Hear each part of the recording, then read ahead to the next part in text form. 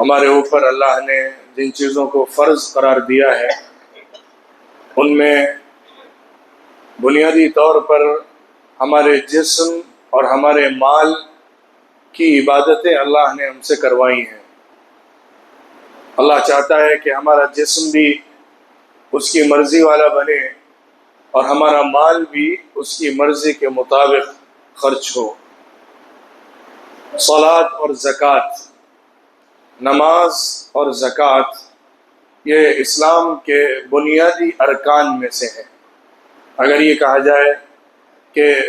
ایمان لانے کے بعد،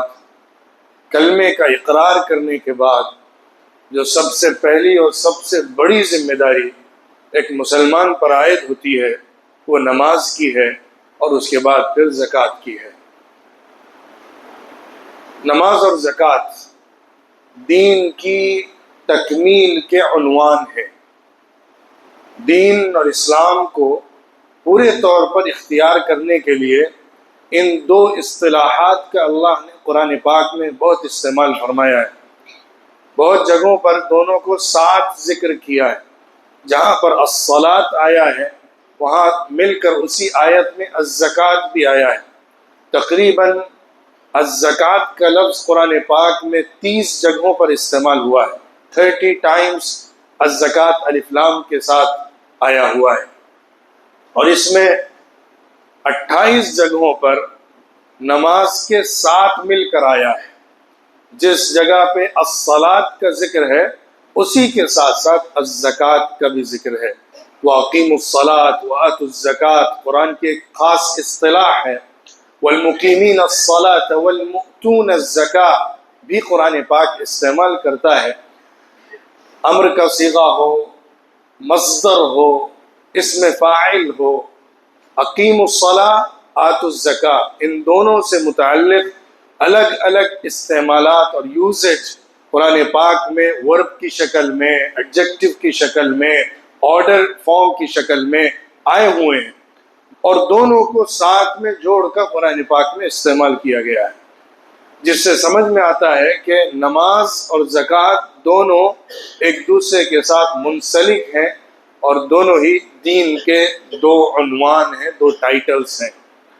زکوٰۃ مال کا حق ہے، اپنے مال کو اللہ کے راستے میں دینا، اپنے مال کو اللہ کے راستے میں خرچ کرنا۔ اس میں ایک حصہ وہ ہے جو فرض کا ہے، 2.5%، 2.5% مال کے اندر جو اس کی استطاعت رکھتا اس کے اوپر فرض ہے۔ لیکن اس کے علاوہ میں زکوٰۃ کی تفصیلات میں جائے بغیر اور جو فرض حصہ ہے اس کے فقہی مسائل کو بیان کیے بغیر خرچ کرنے کی اہمیت کو بتانا چاہ رہا ہوں۔ میں نماز جو جسم کی عبادت ہے، معنوی اور روحانی بہترین اور عظیم ترین عبادت ہے، اس کے ساتھ اللہ رب العزت نے زکوٰۃ کو اور خرچ کرنے کو جو جوڑا ہے اس کی حکمت سمجھانا چاہتا ہوں۔ اللہ رب العزت نے ہم سے ہمارے جسم کا بھی حق مانگا ہے اور ہمارے مال کا بھی حق مانگا ہے۔ ہمارا مال جو ہمارے پاس ہوتا ہے، ہمارا ہوتا ہے، ہماری کمائی کا ہوتا ہے، ہماری محنت کا ہوتا ہے، اس پر بھی اللہ کا حق ہوتا ہے، اس میں بھی اللہ کا حق ہوتا ہے۔ ہماری ذمہ داری ہوتی ہے کہ اس حق کو ادا کریں۔ ایک حق فرض ہے، باقی ایک حق ہے جو اس سے زائد نفل کا ہے۔ انفاق کا لفظ اور اس کے مشتقات جس کے معنی اسپینڈ کرنا، خرچ کرنا ہے، قرآن میں 70 سے زیادہ دفعہ آیا ہے۔ خرچ کرنے کا ذکر قرآن پاک میں 70 سے زیادہ دفعہ آیا ہے۔ اللہ نے حکم بھی دیا ہے، انفقوا، اللہ رب العزت نے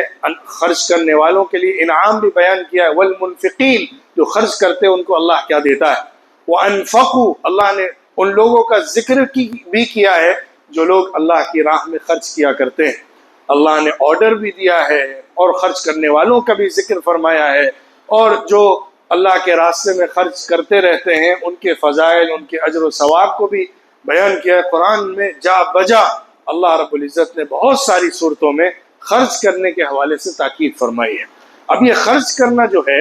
یہ ہر ایک کی استطاعت کے اعتبار سے ہوتا ہے۔ جو آدمی کروڑوں اور اربوں روپے کا مالک ہے اس پر اتنی ہی ذمہ داری ہوتی ہے خرچ کرنے کی۔ جو تھوڑے سے اماؤنٹ کو اپنے پاس رکھتا ہے، بہت معمولی رقم اس کے پاس ہے، اس کی بھی ذمہ داری ہے کہ اس میں سے کچھ نہ کچھ اللہ کے راستے میں نکالتا رہے، دیتا رہے ضرورت مندوں کو، محتاجوں کو۔ اللہ رب العزت نے قرآن پاک میں خرچ کرنے، جن لوگوں پر خرچ کیا جائے گا اس کے بارے میں، اور خرچ کرنے کے اصول اور آداب کیا ہے، ان تمام تفصیلات کو بیان کیا ہے۔ نماز کے حوالے سے اللہ نے صرف الصلاۃ بیان کیا ہے، زیادہ سے زیادہ رکوع اور سجود کو ذکر کر دیا ہے۔ اس سے زیادہ نماز کی ڈیٹیلز اور تفصیل قرآن پاک میں نہیں ہے، کیونکہ ایک بات سمجھیے، قرآن پاک ایک اللہ کی طرف سے گائیڈ بک اور پرنسپل بک ہے۔ قرآن پاک اللہ کی طرف سے ایک تھیوری ہے دین کو سمجھنے اور جاننے کے لیے۔ اس کو پریکٹیکل سمجھنے کے لیے رسول اللہ صلی اللہ علیہ وسلم کی طرف جانا پڑتا ہے۔ تو نماز کو اگر اللہ بیان کر دیتا اس کے یہ فرض ہیں، کھڑے ایسے ہونا ہے، رکوع ایسے کرنا ہے، سجدہ ایسے کرنا ہے، اور تحیات میں یہ پڑھنا ہے، یہ تمام تفصیلات اگر آ بھی جاتی تو انسان اس کو یاد نہیں کر سکتا تھا، سمجھ نہیں سکتا تھا، جب تک کہ پریکٹیکل اس کو کر کے نہ دکھایا جائے۔ نماز ایک پریکٹیکل عبادت ہے،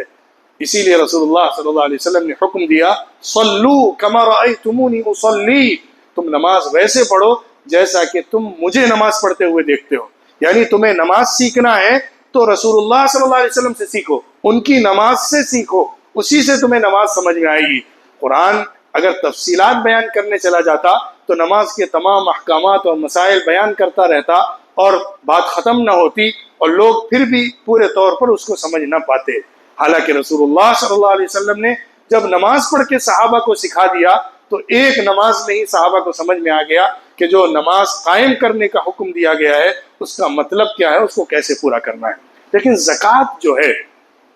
اس کے بارے میں تفصیلات ہیں،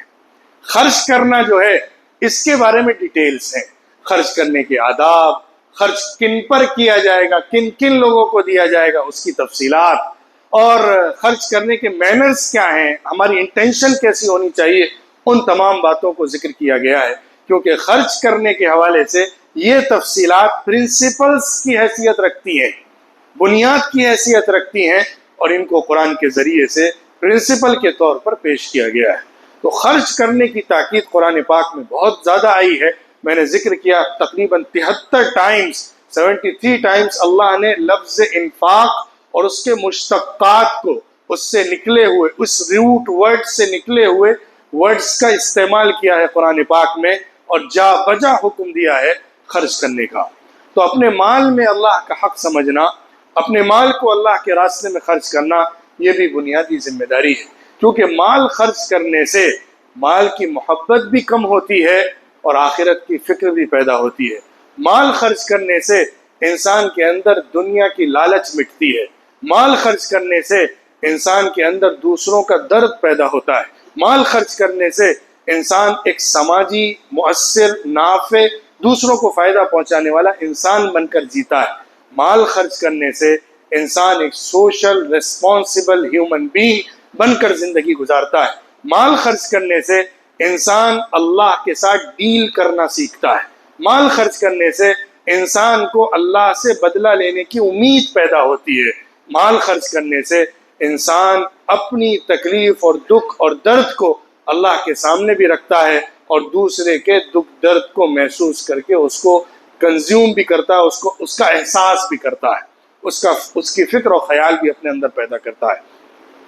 زکوٰۃ کی بہت ساری حکمتیں ہیں، اللہ کے راستے میں مال خرچ کرنے کی بہت ساری حکمتیں اور مصلحتیں ہیں، لیکن بنیادی بات یہی ہے کہ ہم جتنا بھی مال اپنے پاس رکھتے ہوں اس میں اللہ کے راستے میں خرچ کریں، کیونکہ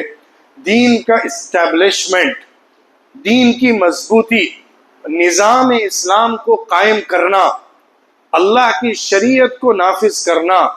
اور اللہ کی بنائے ہوئے رہنما اصولوں کو زمین پر لانا، لوگوں اور سماج کو اللہ کے دین کے مطابق چلانا، ایک اچھا انسانی مضبوط مستحکم نظام قائم کرنا ممکن نہیں ہے اگر خرچ کرنے کی صفت نہ پیدا کی جائے۔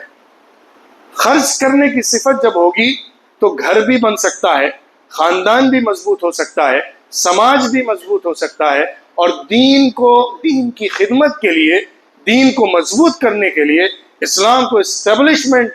تک لانے کے لیے، اس کو اسٹیبلش کرنے کے لیے اس کا استعمال کر کے آگے بڑھا جا سکتا ہے۔ اسی لیے رسول اللہ صلی اللہ علیہ وسلم نے مدینہ منورہ ہجرت کرنے کے بعد بہت زیادہ لوگوں کو خرچ کرنے پر ابھارا۔ جن کے پاس مال تھا وہ بھی خرچ کرتے تھے، جن کے پاس بہت تھوڑا تھا وہ بھی خرچ کیا کرتے تھے۔ بہت تاکید کے ساتھ رسول اللہ صلی اللہ علیہ وسلم جب غزوات ہوتے تھے، جنگیں ہوتی تھی، اس وقت بھی مطالبہ کرتے تھے لوگوں سے خرچ کرنے کا۔ جب کوئی غریب اور مسکین آ جاتے تھے ان کے اوپر خرچ کرنے کا، مہمان آ جایا کرتے تھے ان کے اوپر خرچ کرنے کا۔ قرآن پاک نے یتیم، اسیر، بیوہ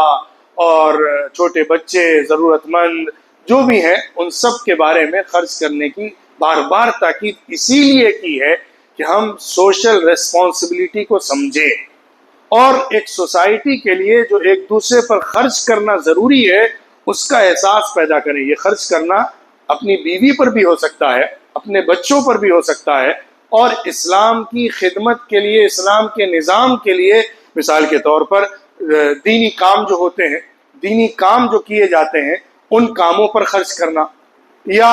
یتیم اور مسکین اور ضرورت مند جو ہمارے سماج میں ہیں ان کا راشن، ان کی ضرورتیں پورا کرنے کے لیے خرچ کرنا، اسلام کی خدمت کے لیے، دین کی خدمت کے لیے خرچ کرنا، اسلامی لٹریچر تیار کرنا، اسلامی اسکالرز تیار کرنا،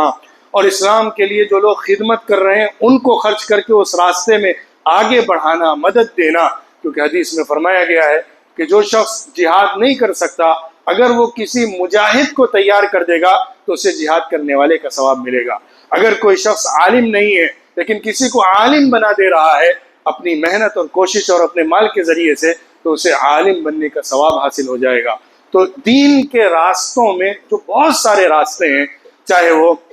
لوگوں کے اوپر خرچ کرنا ہو، لٹریچر کے اوپر خرچ کرنا ہو، یا اس سسٹم اور اسٹیبلشمنٹ کو لانا ہو جو اسلام چاہتا ہے، اس کے لیے جو بھی مال خرچ کیا جائے، جو بھی انفاق کا راستہ اختیار کیا جائے، وہ سب کا سب آخرت میں فائدے کی شکل میں ظاہر ہوگا، اور دنیا میں بھی اس کے ذریعے سے جو اثر مرتب ہوگا، جو فائدہ حاصل ہوگا، اس کا اجر و ثواب اس کے کھاتے میں لکھا جائے گا، اور اس کام کو کرنے والے کا ثواب بھی اس کو دیا جائے گا۔ جیسے کوئی آدمی کسی کو اچھی بات کی نصیحت کرتا ہے اور وہ اس کو اختیار کر کے عمل کرنے لگتا ہے تو اس کو تو اپنے عمل کا بدلہ ملتا ہی ملتا ہے، جس نے اس کی رہنمائی کی تھی اور راستہ دکھایا تھا اس کو بھی اس کا اجر و ثواب حاصل ہوتا ہے۔ تو اپنے مال میں اللہ کا حق سمجھنا اور اسلام کی دین کی خدمت کے لیے، چاہے وہ لانگ ٹرم پروجیکٹس ہوں یا شارٹ ٹرم پروجیکٹس ہوں، چاہے اسینشیل نیڈس کو پورا کرنا ہو، چاہے ایک مقصد کے تحت پورے اسلام کے نظام کو قائم کرنے کے لیے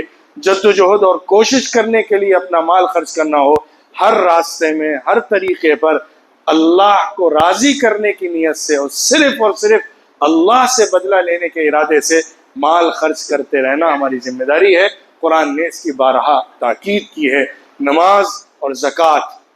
جسمانی عبادت اور مالی عبادت، اللہ کے راستے میں خرچ کرتے رہنا اور نمازوں سے اپنی زندگی کو وابستہ کر دینا ایک صحیح، مکمل، اچھے مسلمان کی سب سے بڑی نشانی ہے، اور اللہ ایسے ہی مسلمان کو بنانا چاہتا ہے اور دیکھنا چاہتا ہے۔ رسول اللہ صلی اللہ علیہ وسلم نے بھی ایسے ہی مسلمان بنائے تھے اور ایسے ہی مسلمان بنانے کی تلقین فرمائی ہے۔ ہمیں دیکھنا ہے کہ ہماری زندگی میں نماز کا اثر کتنا ہے، نماز کا خیال کتنا ہے، نمازوں کا اہتمام کتنا ہے، اور ساتھ ہی ساتھ ہمارے مال میں کتنا حصہ اللہ کے لیے نکلتا ہے، کتنا حصہ ہم اللہ کے دین کے لیے خرچ کیا کرتے ہیں، اس کا بھی جائزہ لینا ہے۔ تب ہم اپنے دین کو، اپنی دینداری کو سمجھ سکتے ہیں اور جان سکتے ہیں۔ اللہ رب العزت